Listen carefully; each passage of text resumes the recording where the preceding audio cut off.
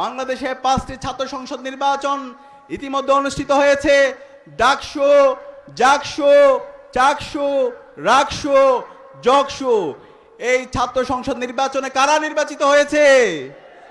ইনসাফের পক্ষের প্রতিনিধিরা নির্বাচিত হয়েছে।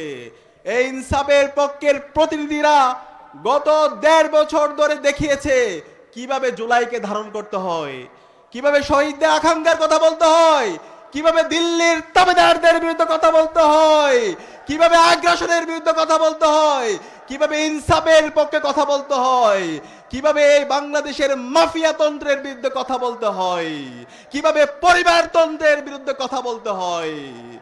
আমরা এই 1.5 বছরে আমাদের এই মানুষরা প্রমাণ করেছে কিভাবে দেশকে ভালোবাসতে হয়, কিভাবে কথা এবং কাজের মধ্যে মিল রাখতে হয়।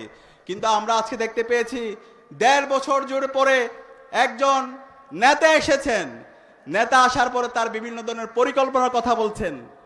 1.5 বছর জুড়ে আমরা দেখতে পেয়েছি জুলাই বিপ্লব পরবর্তী ওই দল সেই আগের কায়দার রাজনীতি তারা করছে, সেই দুর্বৃত্তায়নের রাজনীতি তারা করছে, সেই চাঁদাবাজি, টেন্ডারবাজি, গুম খুনের সেই ফেসিবাদী কাঠামোর রাজনীতি তারা করছে। তাদের মধ্যে কোনো সংস্কার নেই।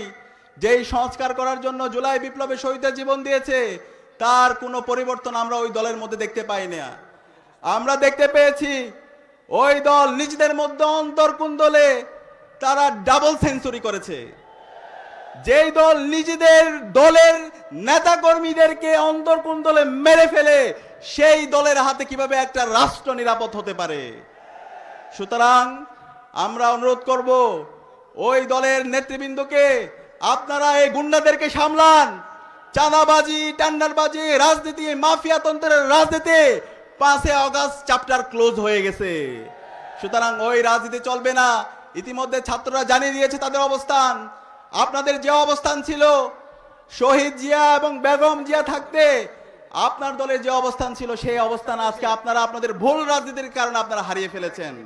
সুতরাং এখনো সময় আছে, নিজেদেরকে সংস্কার করেন, জুলাইয়ের শহীদদের আকাঙ্ক্ষাকে ধারণ করেন, বাংলাদেশের তারুণ্যকে ধারণ করেন এবং চাঁদাবাজি, টেন্ডারবাজি, মাফিয়া তন্ত্রের বিরুদ্ধে জিরো টলারেন্স নীতি ঘোষণা করেন।